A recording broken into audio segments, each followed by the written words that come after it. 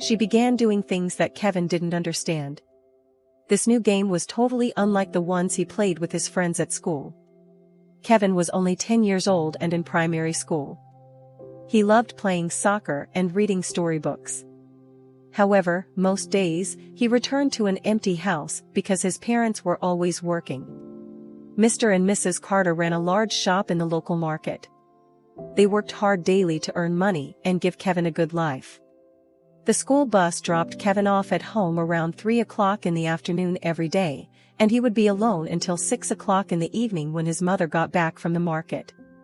"I'm so bored staying here by myself," he complained one evening. "We're sorry, Kevin. It's just for 3 hours," his mother said. "We have to work hard to pay for your school fees and other needs." Kevin understood, but he still wished sometimes that they had more time for him. One day, Mrs. Carter had an idea. "Kevin," she said, "why don't we ask Aunt Martha, our neighbor who lives next door, to look after you until we come home?" Aunt Martha was their neighbor, a woman in her late 20s who lived alone. She was single and living alone. She was always cheerful and kind, so Kevin's parents trusted her. "Okay, Mom," Kevin agreed. He knew Aunt Martha well. She was very nice and often gave him small treats. With his approval, Kevin started staying at Aunt Martha's house whenever he came back from school. Aunt Martha's home was small but neat. She always greeted Kevin with a plate of food and a warm smile. "Kevin, come and eat." "How was school today?" she would often ask. At first, Kevin felt a bit shy, but as time went on, thanks to her jovial personality and sweet stories, he became comfortable. Aunt Martha was exceptionally kind. She would buy cartoons and other fun children's movies for Kevin to watch on her small television. Eventually, she bought him a Game Boy, which he loved so much. "Kevin, take this. It's for you," Aunt Martha said softly with a warm smile as she handed him the toy. For the first time, Kevin was reluctant and shy to collect it, but she insisted, saying, "Kevin, you are the little brother I never had. I will get you anything you want." Kevin thanked her with a heart full of gratitude as he collected the Game Boy. However, from that day, things changed. It all started one Tuesday afternoon after Kevin had returned from school. While he was with Aunt Martha, she suggested teaching him a new game. "This game is just for both of us, Kevin. Nobody else is allowed to play or know about it," she said softly, almost in a whisper. But Kevin did not understand the game at all. Aunt Martha made him see things and do things far beyond his years. She guided his hand to explore her body, which greatly confused him. Even more confusing for Kevin were the sounds Aunt Martha made and her expressions as she played the supposed game.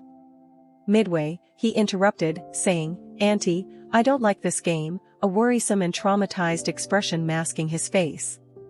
"Don't worry, Kevin. With time, you will come to enjoy this game," Aunt Martha assured him. Little by little, this secret game became a daily routine, one that Kevin despised so much. He was young, tender, and too naive to understand the look of excitement or pleasure Aunt Martha had whenever they played. Over time, Kevin started dreading going to Aunt Martha's house. He would wait long hours at school after the closing bell before returning home. On days like Friday, when school closed earlier than usual, he would drag his feet slowly on the road in a bid to come back home late. One day, after having yet another game session with Aunt Martha, Kevin felt an urgent need to tell his parents. But he was scared. He couldn't explain why he felt reluctant to tell them, he just had the feeling. Eventually, that evening, Kevin walked up to his mother in the kitchen. "Mommy, I want to tell you something," he started in a slow tone, almost a whisper. "What is it, Kevin?"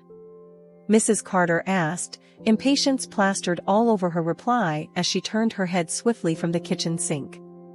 "Mommy, it's about Aunt Martha." Before he could continue, Mrs. Carter cut him off. "Kevin! Kevin! How many times did I call your name?" she asked with annoyance on her face. "Your dad and I work hard and tirelessly to give you the best life we can afford. I know we are not always there for you, but Aunt Martha is helping us fill that void for now. Don't worry, you will get to like her, and you both will become friends, Mrs. Carter stated as she patted her son on the head. But Mommy, no buts, Kevin, Mrs. Carter cut in. Now return to your room, do your assignment, and don't talk about this issue again. Yes, Mommy, Kevin replied sadly as he turned and headed out of the kitchen. That night, as Kevin sat in his room, he cried silently because nobody wanted to listen to him. He didn't understand what Aunt Martha was doing to him, and now even his own parents didn't have time for him. But little did he know that his troubles were only getting started. The very next morning, when Kevin woke up, he realized he had wet the bed. He was shocked and tense at the same time. He had stopped bedwetting since he was a toddler, and besides, he hadn't drunk excess water the previous night to warrant such an accident.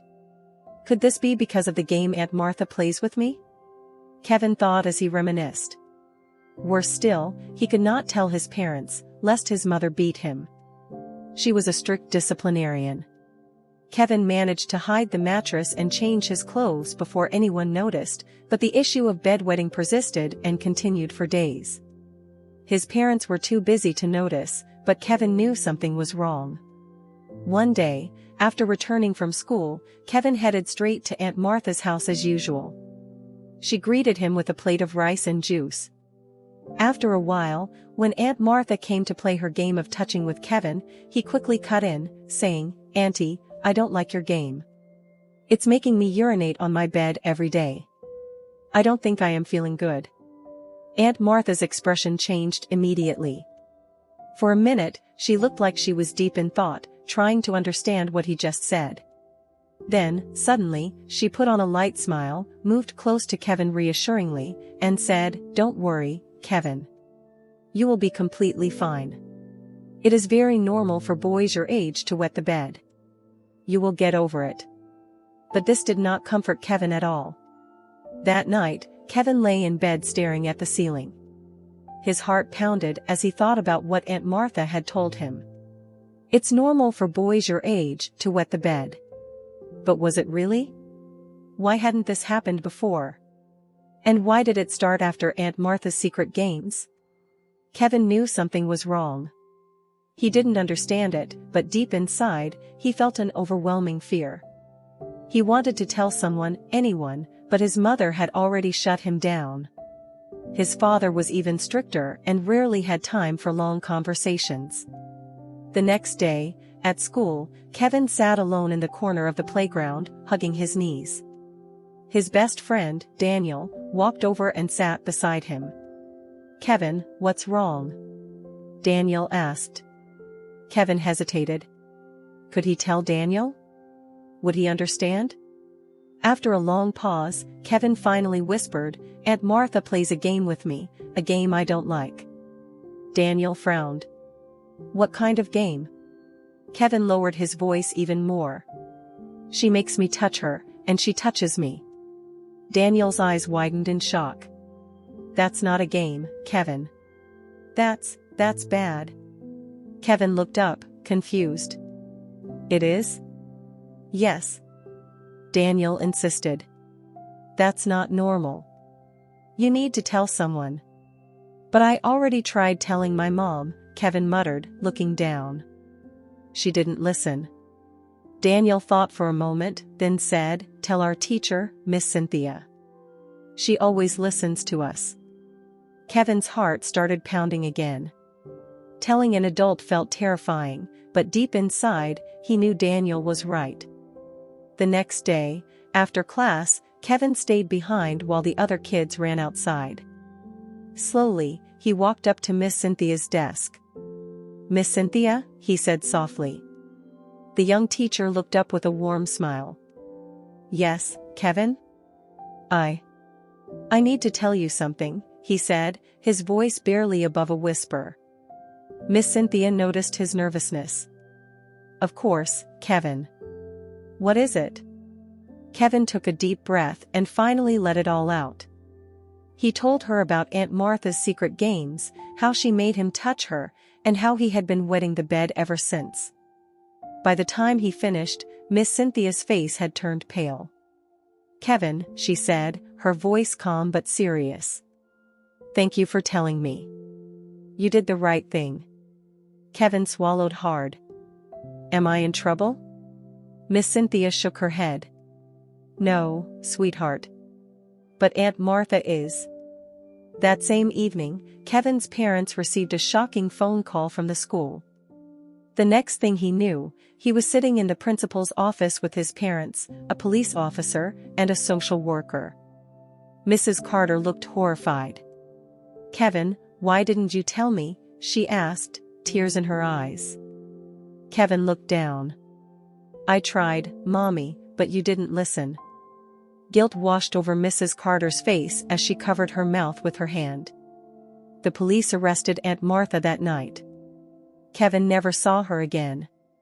Months later, with the help of a kind therapist, Kevin slowly began to heal. The nightmares faded, the bedwetting stopped, and he learned to smile again. One evening, as he sat between his parents on the couch, Mrs. Carter hugged him tightly and whispered, "I'm so sorry, Kevin. I should have listened." Kevin hugged her back. From that day on, his parents made sure to always listen. And Kevin learned that no secret was too scary to tell. This story teaches us the importance of listening to children when they try to speak up about their experiences. Sometimes, they may not have the right words to express what is happening to them, but as adults, we must always be attentive and ready to help. If you ever feel uncomfortable with something someone is doing, never be afraid to speak up. And if someone comes to you with a problem, always take them seriously. We've now come to the end of this story. If you find this video interesting, please subscribe to this channel, comment on a lesson you learned from the story and the country you are watching us from. Thank you.